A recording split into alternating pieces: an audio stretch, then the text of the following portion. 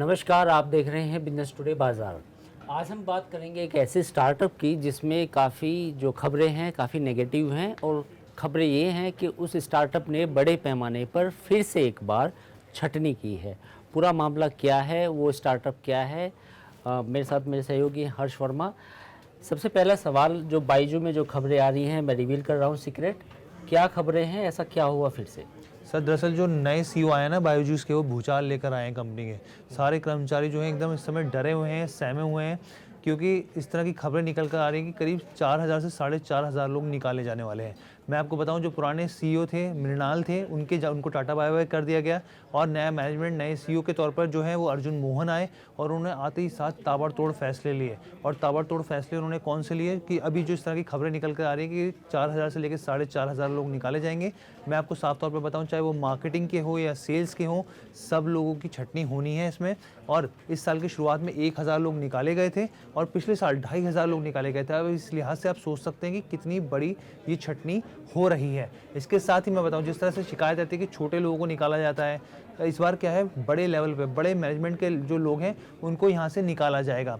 इसके साथ ही जो कंपनी के जो सीईओ, उन्होंने साफ तौर पे पहले इस तरह के संकेत दे दिए थे आते ही साथ कि जब मैं आऊँगा तो मास लेवल पर यहाँ पर जो है छटनी की जाएगी। जी, मेरा इसमें एक सवाल है कि जो छटनी है, इसकी कारण क्या है? क्या ये वजह थी कि बायजू ने, जैसे हमने देखा कि बायजू की मुश्किलें एक के बाद एक सामने आई, कुछ अकाउंट्स में भी इशू आया और कुछ जो ये बढ़ा चढ़ा के जो दावे पेश किए गए थे कंपनी के बारे में, उन पे भी सवालिया निशान उठे।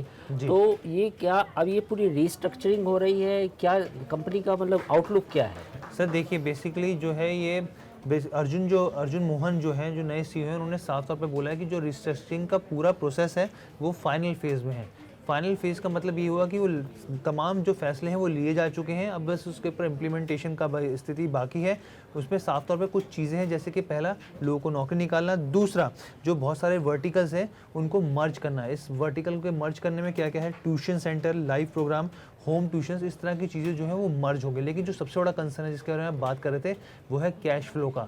दरअसल इस समय जो है बायजूस 2 मोर्चे पे लड़ रहा है। एक तो कैश फ्लो के मोर्चे पर, दूसरा जो है उसके ऊपर लोन है। और जो ये लोन है, ये करीब $1.2 बिलियन टर्म बी की लोन की बात कर रहा हूँ मैं, ये इतना है। और इसी के लिए कंपनी ने, हम लोगों ने देखा कि पीछे एपिक और ग्रेट लर्निंग जो है, इसकी जो हम लोग बता चुके, ग्रेट लर्निंग और ये एपिक जो है, इसको बंद करने का फैसला किया ताकि इसकी बिकवाली हो सके।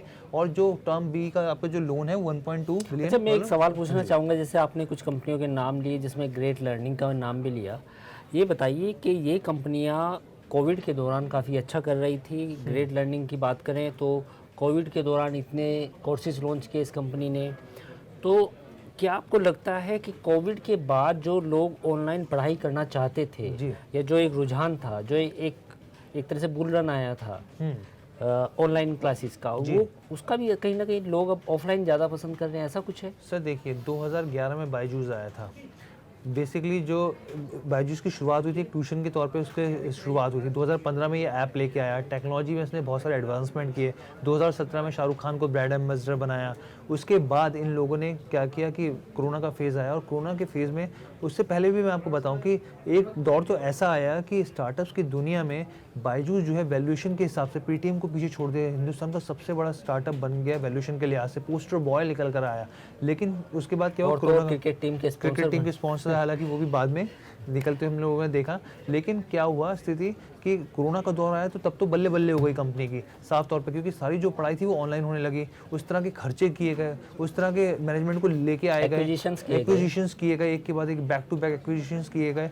लेकिन जो कहाँ कमी छूट गई, उन्होंने ये नहीं सोचा कि आने वाले दिनों में जब ये कोरोना की दौर जो लहर है वो खत्म होगा, उसके बाद क्या स्थिति होगी। और उसके बाद ये जो असली फेज़ आया वो साफ तौर पर हमें देखने को मिल रहा है। और इसका असर मैं आपको बताऊँ, इस की स्थिति हो गई कि कंपनी को रिजल्ट्स तक अपने जाहिर करने में परेशानी होने लगी। हमने पीछे देखा, कॉर्पोरेट जो मंत्रालय था उसने भी हस्तक्षेप किया। इसके बाद मैं आपको बताऊं, जुलाई में, इस साल के जुलाई में, डेलॉइट के जो बेसिकली ऑडिटर थे, उन्होंने रिज़ाइन दे दिया था। और उन्होंने साफ तौर पे बोला था कि कंपनी जो है वो इनको फाइनेंशियल रिजल्ट बनाने में मदद नहीं कर रही है, और इसका असर हम लोगों को साफ तौर पर देख रहे हैं। और इसके बाद से तलवार कंपनी के ऊपर भी लटक रही है जांच में। पिछली बार जब नौकरी से निकाला तो काफ़ी लोगों ने सोशल मीडिया पे भी अपने वीडियो डाले थे। सर बिल्कुल, अभी तो देखिए इस साल 1000 और पिछले साल 2500, इस बार तो 4 से 4500 है।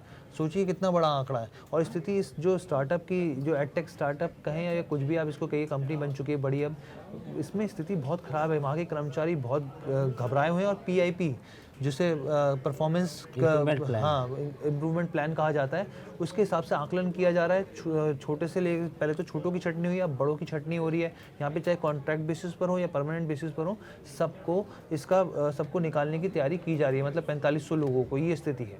कुल मिला के कहानी ये है कि बायजूस जो एक एडटेक में काफ़ी बड़ा नाम था, उसके दिन अच्छे नहीं चल रहे हैं और उसे कहीं ना कहीं मोर्चों पे काफ़ी परेशानियों का सामना करना पड़ रहा है। यही वजह है कि उसने एक बार फिर करीब 4000 कर्मचारियों को बाहर का रास्ता दिखाने का फ़ैसला किया है। तो स्टार्टअप की दुनिया में बाकी आगे क्या होगा, आगे इसमें बायजूस में क्या अपडेट आते हैं, हम आपको पहुंचाएंगे, आप तक ज़रूर पहुंचाएंगे इन खबरों को। साथ ही बाज़ारनामा में हम कल फिर एक नए टॉपिक के साथ आपके साथ सामने फिर हाजिर होंगे। आप देखते रहिए बिजनेस टुडे बाजार। धन्यवाद। वीडियो पसंद आया तो हमें लाइक, कमेंट, शेयर और सब्सक्राइब जरूर करें।